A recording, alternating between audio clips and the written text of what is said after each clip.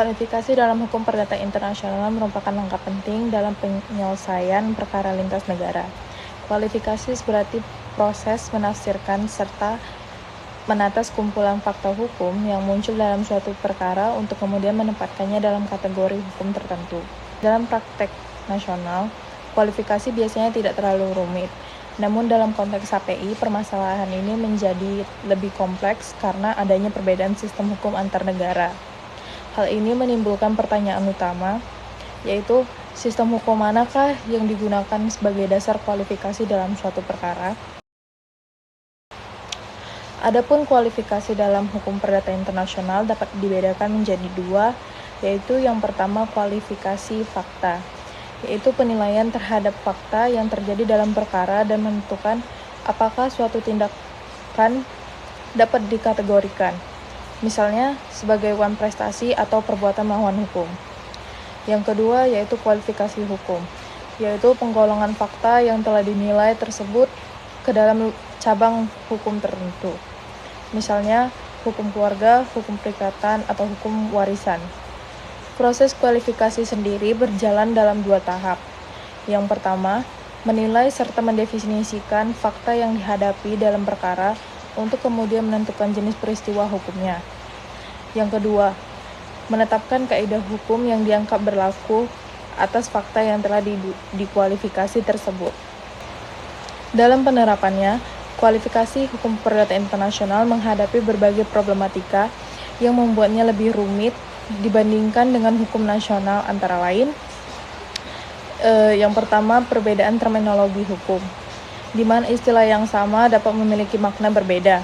Misalnya, domisili dalam hukum Indonesia berarti tempat tinggal sehari-hari, sedangkan dalam hukum Inggris memiliki arti lebih luas seperti domicile of origin atau domicile of choice. Yang kedua, adanya konsep hukum tertentu yang tidak dikenal dalam sistem hukum lain, contohnya seperti lembaga trust yang hanya dikenal dalam tradisi common law, tapi tidak dalam hukum Indonesia. Lalu yang berikutnya, kategori hukum berbeda untuk fakta yang sama, seperti sengketa waris dalam hukum Indonesia dikategorikan sebagai pewarisan, sementara dalam hukum Inggris dianggap sebagai bagian dari perkara perkawinan atau matrimonial case. Lalu yang berikutnya, perbedaan fakta yang harus dibuktikan untuk peristiwa hukum yang sama. Misalnya dalam peralihan hak milik, setiap sistem hukum memiliki syarat dan fakta yang berbeda untuk menentukan kapan hak tersebut berpindah. Dan yang terakhir, perbedaan prosedur hukum. Contohnya, sahnya kontrak dalam hukum Inggris memerlukan consideration, sedangkan dalam hukum Indonesia cukup dengan adanya kesepakatan mengenai objek, harga, dan syarat-syarat perjanjian. Baik, selanjutnya saya akan menjelaskan tentang teori kualifikasi hukum perdata internasional. Yang pertama, teori kualifikasi lex fori. Lex fori adalah hukum dari forum, yaitu negara tempat peradilan memeriksa perkara. Dalam teori ini, proses kualifikasi dilakukan berdasarkan sistem hukum nasional pengadilan itu sendiri. Menurut Okobartin, kualifikasi harus dilakukan dengan menggunakan lex fori, karena sebenarnya seorang hakim telah disumpahi untuk menegakkan hukumnya sendiri. Selanjutnya, Franz Kant menyatakan bahwa kualifikasi harus dilakukan berdasarkan lex fori karena beberapa alasan. 1. Kesederhanaan. Jika kualifikasi dilakukan dengan menggunakan lex fori, pengertian, batasan, dan konsep-konsep hukum yang digunakan dalam penyelesaian perkara adalah pengertian-pengertian yang paling dikenal oleh hakim. Kedua, kepastian. Pihak-pihak yang berperkara akan telah mengetahui terlebih dahulu sebagai peristiwa atau hubungan hukum apakah perkara mereka akan dikualifikasikan oleh hakim beserta segala konsekuensi yuridiknya.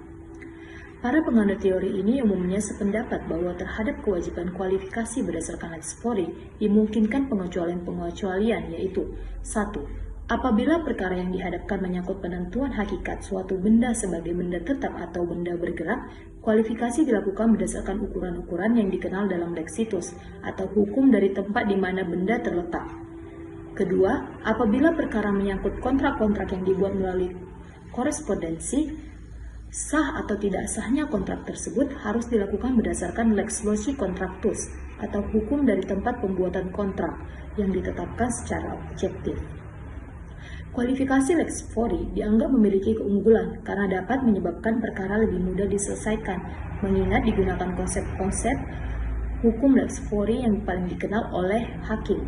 Di lain pihak, kelemahan teori ini adalah kemungkinan terjadinya ketidakadilan karena kualifikasi ada kalanya dijalankan menggunakan ukuran-ukuran yang tidak selalu sesuai.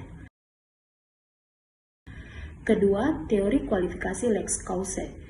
Teori kualifikasi Lex Causae yang dikemukakan oleh Martin Wolf menegaskan bahwa dalam perkara hukum perdata internasional, kualifikasi dilakukan berdasarkan sistem hukum yang berkaitan langsung dengan pokok perkara, bukan semata-mata Lex Fori. Artinya, hakim menentukan kaidah hukum perdata internasional dengan melihat hukum asing yang mungkin berlaku agar putusan lebih relevan dengan hubungan hukum para pihak. Menurut Sunarti Hartono, pendekatan ini penting karena tidak semua sistem hukum memiliki aturan kualifikasi yang lengkap, sehingga hakim dapat menggunakan interpretasi hukum yang lebih luas, dan bila tetap sulit, barulah Lex Fori digunakan. Sementara itu, Chesrin menekankan bahwa praktik kualifikasi tidak boleh kaku pada Lex Fori, sebab perkara hukum perdata internasional selalu mengandung unsur asing yang harus dipertimbangkan, sehingga diperlukan pendekatan fleksibel dengan memperhatikan konsep hukum asing. Dengan demikian, teori Causae dinilai lebih adil dan realistis karena mampu memberikan kepastian hukum yang sesuai dengan konteks hubungan hukum internasional, meskipun tetap menghadapi tantangan bila sistem hukum asing tidak memiliki mekanisme kualifikasi yang memadai. Teori bertahap yang dikembangkan oleh Adolf Nietzsche memandang bahwa kualifikasi dalam hukum perdata internasional tidak boleh hanya tunduk pada Lex Fori, melainkan harus dilakukan secara kombinatif dan lebih netral. Menurutnya, hakim memang harus memulai kualifikasi berdasarkan sistem hukumnya sendiri atau Lex Fori, agar memiliki dasar yang jelas dalam mengidentifikasi jenis sengketa. Tetapi setelah hukum asing yang relevan atau Lex Causae ditunjuk, hakim wajib menghormati dan menggunakan konsep hukum dari negara tersebut. Pendekatan ini menciptakan keseimbangan antara kepastian hukum nasional dan penghargaan terhadap hukum asing, sekaligus berupaya membentuk kategori hukum yang lebih universal agar mengurangi bias nasional. Yang kedua adalah teori kualifikasi otonom.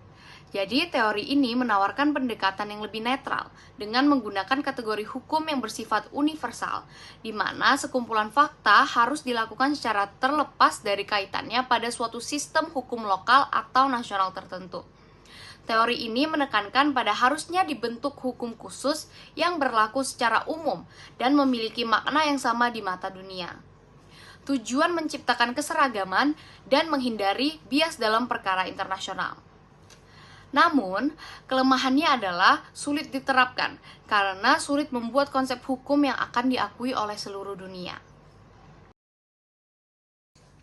Teori kualifikasi berdasarkan tujuan HPI yang dikembangkan oleh G. Kegel memandang bahwa hukum internasional privat bukan sekedar sekumpulan aturan teknis, tetapi sebagai sarana untuk mewujudkan nilai-nilai keadilan dan perlindungan manusia di tengah hubungan lintas negara.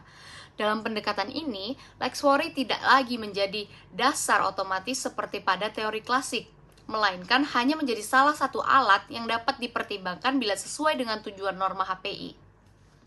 Hakim tidak cukup hanya mengacu pada kategori hukum nasional atau prosedur formal semata, melainkan perlu juga memahami maksud dan juga fungsi dari norma HPI. Misalnya melindungi pihak yang lebih lemah, menjamin kepastian hubungan hukum, atau menjaga keseimbangan kepentingan antar negara. Kemudian, hakim akan menentukan sistem hukum atau kategori hukum yang paling sesuai dengan tujuan tersebut, meskipun itu berarti memakai kategori hukum dari sistem lain. Dengan berangkat dari tujuan tersebut, hakim dapat memilih sistem hukum yang paling tepat bagi kebutuhan nyata para pihak. Pendekatan ini menjadikan proses kualifikasi menjadi lebih hidup, fleksibel, dan juga manusiawi, karena mempertimbangkan konteks sosial bukan hanya kerangka hukum yang kaku. Meskipun menuntut kepekaan dan pemahaman yang lebih luas dari hakim, teori ini memberi ruang bagi putusan yang lebih adil, selaras dengan nilai-nilai kemanusiaan, dan juga lebih relevan dengan realistis hubungan hukum internasional. Saya Fergan Pertedi akan melanjutkan materi kasus Itartas Russian News Agency versus Russian Courier INC bermula ketika Rusia Courier, sebuah surat kabar mingguan berbahasa Rusia di New York, secara rutin menyalin dan menerbitkan ulang artikel-artikel dari kantor berita dan surat kabar Rusia seperti Itartas tanpa izin, lengkap dengan teks, judul, dan foto. Setelah Rusia menjadi anggota konvensi Barne pada tanggal 13 Maret 1995, Itartas dan media Rusia lainnya menggugat Russian Courier atas pelanggaran hak cipta di pengadilan Amerika Serikat. Putusan awal pada 1997 menyatakan bahwa Russian Courier telah melanggar hak cipta dan dijatuhi denda sebesar 500.000 US dollar. Lalu perkara ini naik banding pada tahun 1998. Dalam proses peradilan terlihat jelas penerapan beberapa teori penting dalam kualifikasi dalam hukum perdata internasional. Pertama, pengadilan menerapkan teori lex fori, bahwa hukum dari negara tempat forum, dalam hal ini hukum Amerika Serikat, digunakan untuk mengklasifikasikan isu hukum. Hakim Amerika Serikat lah yang memutuskan bahwa isu siapa pemilik hak cipta berbeda secara hukum dari isu apakah terjadi pelanggaran. Dan dengan klasifikasi ini, hakim dapat menentukan hukum mana yang berlaku pada masing-masing aspek. Selanjutnya, melalui teori lex causae, pengadilan menetapkan bahwa untuk aspek ownership, hukum Rusia digunakan karena karya pertama kali diciptakan dan diterbitkan di Rusia. Artinya, sumber hukum substantif harus berasal dari tempat asal hubungan hukumnya. Sebaliknya, untuk aspek pelanggaran dan ganti rugi, diterapkan hukum Amerika Serikat sebagai tempat pelanggaran terjadi. Ini juga menunjukkan penerapan teori bertahap, yaitu pemisahan isu hukum dalam satu perkara untuk diterapkan hukum berbeda berdasarkan pendekatan fakta masing-masing isu dengan sistem hukumnya. Dalam hal ini, satu sengketa mengandung dua sistem hukum, Rusia untuk asal hak dan Amerika Serikat untuk perlindungan terhadap pelanggarannya.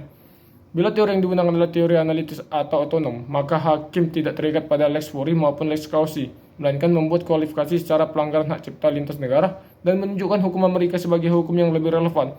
Yang terakhir, bila dilihat dari teori tujuan hukum perdata internasional, pendekatan pengadilan mencerminkan keadilan internasional dan penghormatan timbal balik antara hukum nasional. Hak-hak kreator asing dilindungi sesuai hukum negaranya. Namun tindakan pelanggaran yang terjadi dalam negeri tetap tunduk pada hukum nasional demi kepastian dan efektivitas penegakan hukum domestik. Keseluruhan kasus ini menjadi contoh konkret bagaimana teori-teori kualifikasi hukum perdata internasional tidak hanya bersifat konseptual, tetapi benar-benar membentuk arah dan hasil putusan lintas negara.